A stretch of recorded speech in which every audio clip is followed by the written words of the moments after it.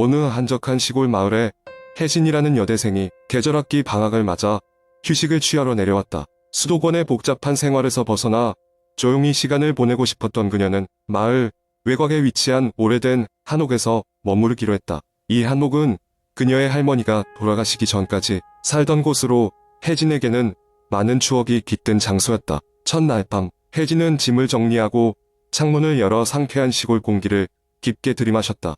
그러나 창문을 통해 들어오는 밤바람과 함께 어디선가 묘하게 애처로운 울음소리가 들려왔다. 처음엔 바람소리인가 싶어 대수롭지 않게 여겼지만 울음소리는 점점 그녀가 있는 방 안을 감싸기 시작했다. 고개를 돌려 주위를 둘러보았지만 어둠 속에는 아무것도 보이지 않았다. 기분이 찜찜했지만 긴 여행으로 피곤했던 그녀는 그대로 잠이 들었다. 다음날 아침, 이른 아침 햇살이 창문을 통해 들어오며 혜진을 깨웠다. 방 안의 공기는 맑았고 소리 없는 고요함이 감돌았다. 어젯밤 들었던 소리는 꿈이라고 넘기려 했지만 어딘가 모르게 한기 어린 느낌이 혜진을 감싸고 있었다. 아침 식사 후 그녀는 마을을 둘러보며 오랜만에 마주한 반가운 이웃들과 담소를 나눴다. 그러던 중 한 할머니께서 혜진에게 한옥에서 들리는 소문에 대해 아느냐고 물었다. 그 집에서 이상한 소리가 난다는 얘기를 들은 적 있니? 할머니가 나지막히 묻자 혜진은 순간 어젯밤의 일이 생각나 몸이 약간 떨렸다. 사실을 솔직하게 털어놓자 할머니는 잠시 말을 고르더니 한숨을 내쉬었다. 그 한옥은 내 할머니가 그렇게 아끼던 집이지. 그런데 말이다. 그 집에는 한 가지 전설이 있어. 내 할머니가 살던 시절 그 집 근처에 자살을 한 젊은 여인이 있었단다. 그 뒤로부터 그 여인의 울음소리가 밤이면 들리곤 했지. 혜진은 소름이 돋았다. 내 할머니도 가끔 그 소리를 들었다고 하더구나. 그래서 인지 때문에 늘 가지를 걸어둔 것을 기억하느냐. 할머니의 말을 들은 혜진은 기억을 더듬어 보았다. 어린 시절부터 항상 대문에 걸어두었던 나뭇가지가 떠올랐다. 미신적 장식이라고 생각했던 그 행동이 알고 보니 다른 이유가 있었던 것이다. 혜진은 집으로 돌아와 대문을 살폈다. 어떤 가지도 걸려있지 않았다. 그녀는 서둘러 마을 숲으로 향해 적당한 나뭇가지를 꺾어왔고 대문 위에 걸어두었다. 그러나 그날 밤 혜진은 더 선명한 울음소리를 들으며 잠에서 깼다. 이번의 소리는 지난밤보다 더 가까웠다. 마치 바로 옆에서 들리는 것처럼. 용기를 내어 방을 둘러본 혜진은 현관문이 살짝 열려있는 것을 발견했다. 문을 닫고 걸쇠를 잠근 그녀는 이불을 깊게 몸에 감싸며 눈을 감았다. 그녀의 귀가 닫히기를 원하는 듯이. 다음날 혜진은 다시 할머니의 이야기를 꺼냈다. 이웃 할머니를 찾아가 지난밤의 일을 이야기했다. 할머니는 잠시 생각에 잠긴 듯 하더니 한 가지 제안을 했다. 내일이 마을 장날이니 시장에서 부적을 구해보는 건 어떻겠니? 예전엔 그런 일로 고생하시는 분들이 많아 부적을 찾곤 했단다. 장날, 혜진은 할머니가 이야기한 대로 시장에서 오래된 부적을 구매했다.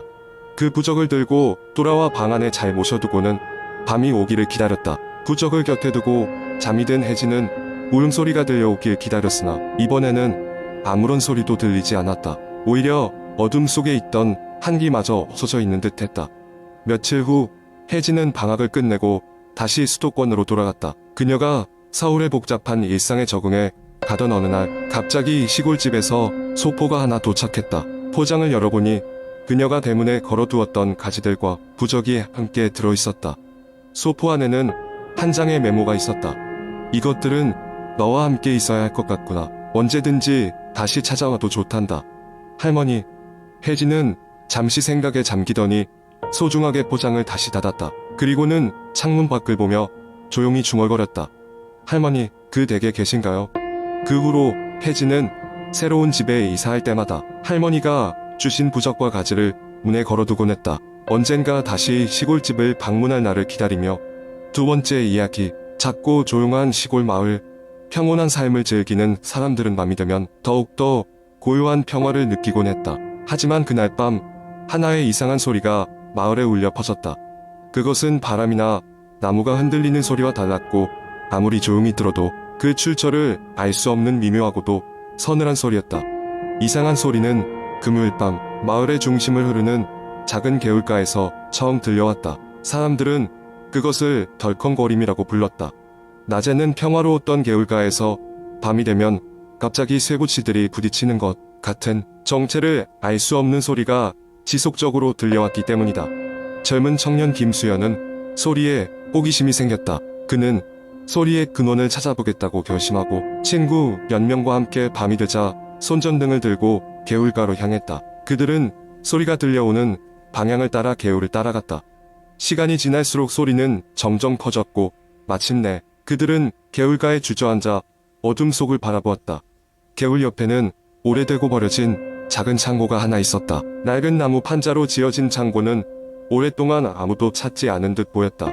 김수연과 친구들은 서로를 쳐다보며 창고 쪽으로 걸어갔다. 그들이 창고에 가까워지자 소리는 거의 귀를 찢을 듯한 크기로 커져갔다. 용기를 내어 김수연이 문을 열었다. 금속 이음새가 비명을 지를 듯 삐걱대며 문이 열렸고 창고 안에는 먼지만이 가득했다.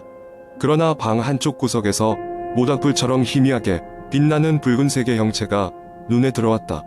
그것은 쇠사슬로 묶여있는 거대한 괴물처럼 보였다. 하지만 가까이 가서 보니 그것은 오래된 기계장치로 자동으로 작동되고 있었다. 그 기계는 이상하게도 스스로 움직이는 듯 보였고 그들이 가까이 다가가자 갑자기 멈췄다. 호기심이 많은 김수연은 기계의 구조를 살펴보기 시작했다. 장치를 돌려가며 살펴보던 중 그는 기계의 깊은 곳에서 작은 금속 상자를 발견했다. 상자를 손에 들자 순간적으로 주위 온도가 급격히 떨어지며 그들 주변에 오한이 몰려왔다. 수연의 친구 중 한 명이 겁에 질려 외쳤다. 이걸 열어보지 않는 게 좋을 것 같아. 그러나 김수연은 멈추지 않고 상자를 열었다.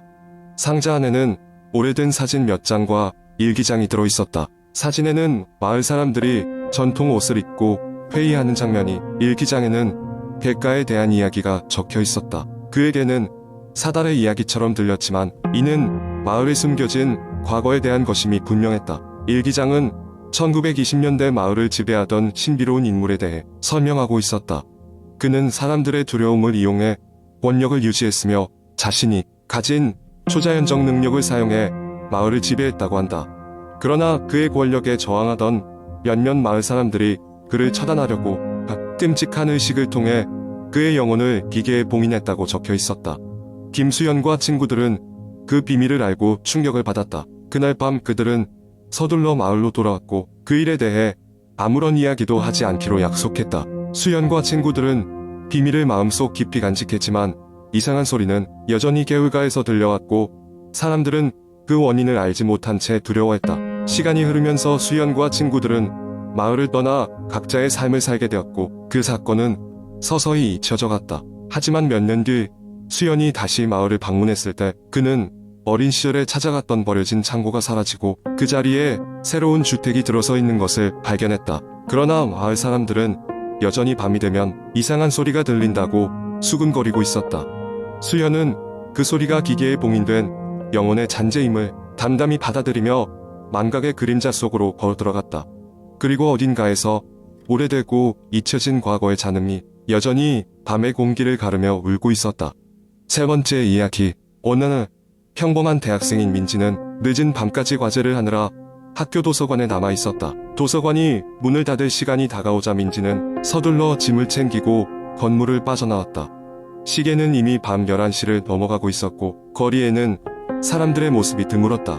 민지가 사는 곳은 학교에서 꽤 떨어진 곳이라 그녀는 늘 타던 버스를 타기 위해 정류장으로 향했다. 그러나 그날따라 왜인지 버스는 오지 않았고 기다리던 사람들도 하나둘씩 사라져버렸다. 결국 민지는 하는 수 없이 택시를 잡으러 더 큰 길가로 나가보기로 했다. 큰 길로 나가려면 작은 골목을 지나야 했기에 민지는 약간의 불안감을 안고 발걸음을 옮겼다. 어두운 골목길의 가로등은 간헐적으로 깜빡였고 그때마다 민지는 이상하게 소름이 돋는 듯한 기분이 들었다. 발걸음을 재촉하던 중 그녀의 앞에서 뒤뚱거리며 걸어가는 어떤 사람의 실루엣이 보였다. 민지는 그 사람에게 다가가지 않으려 최대한 거리를 유지한 채 걷기 시작했다. 하지만 이상하게도 그 사람은 서성이며 마치 민지를 기다리고 있는 듯한 느낌을 주었다. 마침내 그와 가까워졌을 때 민지는 지나가는 척하며 조심스럽게 그의 옆을 지나갔다. 그런데 곧 그 사람은 민지의 뒤를 따라오기 시작했다. 무심코 뒤를 돌아본 민지는 그 사람의 옷이 매우 낡고 찢겨져 있으며 얼굴은 새카맣게 그물로 가려져 있는 것을 보고 깜짝 놀랐다. 민지는 놀란 마음에 빠르게 걸음을 옮겼지만 발소리는 점점 더 가까워져만 갔다. 그녀는 심장이 터질 듯 뛰기 시작했고 결국은 걸음을 뛰음으로 전환했다. 그런 그녀의 뒤에서 조용하지만 확실한 목소리가 들려왔다. 도와줘. 놀란 민지는 걸음을 멈추지 않고 더 빨리 뛰었다. 그러나 그 목소리는 계속해서 민지의 귓속에서 메아리쳤다. 도저히 무시할 수 없는 그 목소리의 주인공은 가엾고도 무언가 절실한 듯한 울림으로 반복되고 있었다. 도와줘. 민지는 어디에선가 도망칠 수 있을 것만 같은 밝은 빛을 향해 전력으로 달려갔다. 가까스로 큰 길로 빠져나온 그녀는 바로 눈앞에 멈춰 선 택시를 발견하고 그 안으로 몸을 실었다. 택시에 올라타자마자 민지는 뒤돌아보았지만 어느새 골목은 조용한 어둠 속에 묻혀 있었다. 집에 돌아온 민지는 도무지 그날 밤의 일을 잊을 수가 없었다. 한동안 그 목소리는 꿈에서도 그녀의 귓가에 속삭이는 것만 같았다. 며칠 후였을까? 그녀는 뉴스를 통해 그 골목길 근처에서 누군가가 오랫동안 도움을 기다리다 숨졌다는 기사를 접하고 일종의 소름 끼치는 전율을 느껴야 했다. 그 이후로 민지는 밤늦게까지 학교에 남아있는 것을 꺼리게 되었고 만약 그런 상황에 처한다면 다른 친구들과 함께 다니며 절대로 혼자 어두운 길을 걷지 않았다. 그날 밤의 경험은 그녀에게 정신 못 차릴 만큼의 두려움을 안겨주었고 시간이 지날수록 그 어둠 속 음성의 의미에 대해 생각하지 않을 수 없게 만들었다. 언제나 누군가가 도움을 필요로 한다면 외면하지 않는 사람이 되겠다고 마음속으로 다짐하게 된 계기가 되었다.